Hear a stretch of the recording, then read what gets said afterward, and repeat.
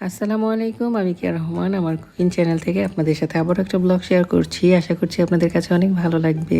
আরও কিছু সুন্দর মুহূর্ত নিয়ে আপনাদের মাঝে আবারও হাজির হয়ে গেলাম। একেবারে রৌদ্রময় একটা সকাল, দেখা গেছে গরমের দিন মানে হচ্ছে অনেক সকালে রোদ উঠে যায়। সকালে আসলে দেখা যাইতেছে রোদের তাপটা যদি শরীরে লাগে তখন আসলে ভালোই লাগে। তবে আস্তে আস্তে আসলে দেখা গেছে সময়টা যখন বাড়তে থাকে রোদেরও তাপ প্রচুর বাড়ে আর অনেক বেশি বিরক্ত লাগে। আমি আমার ছোট মেয়ে আর আপনাদের ভাইয়া চলে আসছিলাম একটা বারে। এখানে হচ্ছে আসলে আমরা সকালে নাস্তা করব। তো ছোট মেয়েকে বলতেছিলাম গরম হোক বা ঠান্ডা প্রতিদিন খাইতে হবে তোমার একটা করে আন্ডা। তো সে একদমই খাবে না, সে হচ্ছে সিঙ্গারা খাবে। তো বরাবরের মতো দেখা গেছে আমি যখনই বাইরে যাই কিছু না কিছু আসলে তৈরি করে নিয়ে যাই। মেয়ে আসলে ডিম না খাইতে চাইলেও কিন্তু দেখা গেছে মাসিতে চলে আসছে ঠিকই ডিম খাওয়ার জন্য। আর এদিকে আছে আমার সাহেব আমার জন্য কফি নিয়ে আসছে। সে জানে আসলে বাইরে গেলে আমি 1 কাপ কফি খাই।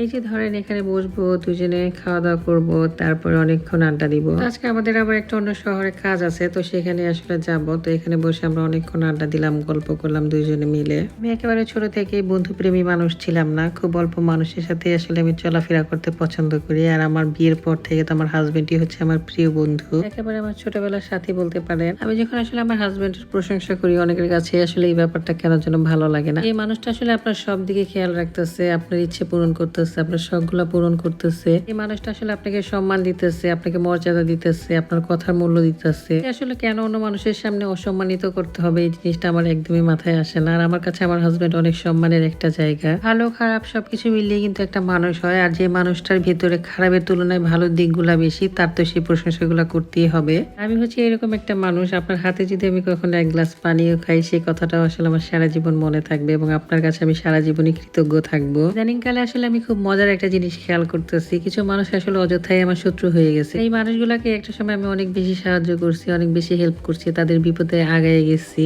মানুষ আসলে আপনার লাইফে আসবে, তারা হচ্ছে আপনার কাছ থেকে স্বার্থ নিবে, স্বার্থ নেওয়া শেষ হয়ে যখন যাবে আপনার নামে বদনাম ছড়াবে। আর আমি হচ্ছে এরকম মানুষ যে একবার যাকে মনে থেকে আসলে ব্লক করে দিই তাকে আর কখনোই আমার মনের ভিতরে ঢুকতে দিই না। আমাকে নিয়ে আসলে যাদের যাদের অ্যালার্জি আছে তারা দয়া করে ডাক্তার দেখাবেন, ডাক্তার দেখিয়ে মেডিসিন খেয়ে নিবেন, তাহলে দেখবেন অ্যালার্জি কমে যাবে। আর আমি সর্বশেষ যেটা বুঝি সেটা হচ্ছে আমার হাজবেন্ড ছাড়া আসলে আমার লাইফে কেউই আপন না। আমার হাজবেন্ডই হচ্ছে আমার একমাত্র আশা ভরসা সবকিছু। যতই আসলে চুলকাচুলকি করেন না কেন, স্বামী স্ত্রীর সম্পর্ক আল্লাহ যদি না চায় কখনোই ভাঙবে না। আমার নিজের আসলে শাশুড়ি আছে, তারপর আমার শাশুড়ি কখনো আমাকে জ্বালায় নাই, কোনো কষ্ট দেয় নাই। তবে বিদেশে আসার পরে কিন্তু কিছু ভাবি নামক শাশুড়িদের হাতে আক্রান্ত হয়েছি আমরা, শুধুমাত্র একটা কারণেই, সেটা হচ্ছে আমার আর আমার হাজবেন্ডের মধ্যে কেন এত সম্পর্ক ভালো, কেন আমরা আসলে ঝগড়া করি না, কেন আমাদের মধ্যে গ্যাঞ্জাম লাগে না, কেন আসলে আমাদেরকে নিয়ে বসে বসে পার্কে আসলে আলোচনা করতে পারে না। যাই হোক, এগুলা নিয়ে আসলে খুব প্যারায় আছি। আমাদের জন্য আসলে দোয়া করবেন যাতে আসলে এই ধরনের দুষ্ট লোকের নজর থেকে আল্লাহ তাআলা আমাদেরকে হেফাজত করে রক্ষা করে। এদিকে দেখেন মজার একটা জিনিস আপনাদের সাথে শেয়ার করি। এখানে দেখেন বাংলাদেশের কয়েল, সেই কয়েল গুলাও কিন্তু আছে।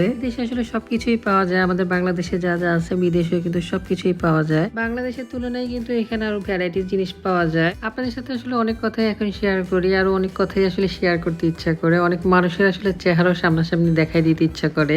কিছু মানুষ আসলে আছে যারা উন্নত দেশে থাকলেও তাদের মন মানসিকতা একদমই উন্নতি হয় না। এই দেশে যারা আসে তারা কিন্তু ম্যাক্সিমামই হচ্ছে আপনার শ্রমিক। অল্প কিছু মানুষ আছে যারা হচ্ছে নিজেরা প্রতিষ্ঠান দিয়ে নিজেরা আসলে একটা ব্যবসা প্রতিষ্ঠান দাঁড়া করাইছে। তো দেখা গেছে এখানে কিন্তু স্যালারি মোটামুটি সবারই একই রকম, হয়তো বা কারো অল্প কিছু বেশি, কারো অল্প কিছু কম। আর এই জিনিসটা নিয়ে অহংকার করার একদমই কিছু নাই। এই জিনিসটা আমার কাছে খুবই হাস্যকর মনে হয়। অনেক কিছুই আসলে শেয়ার করলাম, মনের অজানা ব্যথাটাও আসলে শেয়ার করে ফেললাম। সবকিছু মিলিয়ে আসলে আজকে দিনটা অনেক চমৎকার ছিল। আমরা আসলে ঘুরতে চলে গেছিলাম দুইজন, আমাদের আসলে অন্য একটা শহরে আজকে কাজ ছিল, তো সেখানে গেছিলাম। সেখান থেকে আসলে আবার ঘোরাঘুরি করে তারপরে এই তো বাসায় চলে আসছি। আসার পরে এই তো রান্না বান্না শেষ করে এখন হচ্ছে একেবারে শান্তি মতো খাইতে বসছি। তো আমরা প্রায় অনেকদিন ধরে আসলে এই যে এরকম কালো চালের ভাতটা আসলে খাইতেছি। আমার কাছে কিন্তু বেশ মজাই লাগছে আসলে এই খাবারটা। ছিল আমার আজকে দিয়ে। সবাই অনেক ভালো থাকবেন। আসসালামু আলাইকুম।